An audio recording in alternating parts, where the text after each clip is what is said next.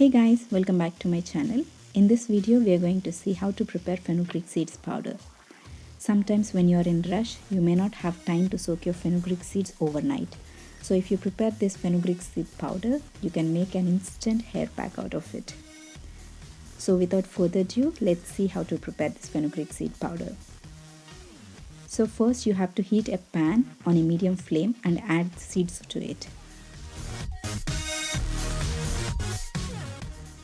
Roast them over a medium flame for a couple of minutes and try to stir constantly to avoid charring.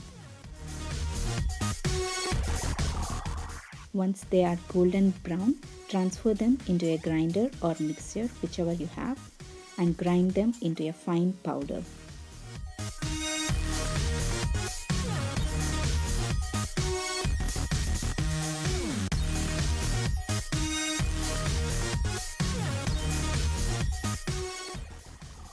You can grind large quantities of this powder and store it in a glass container.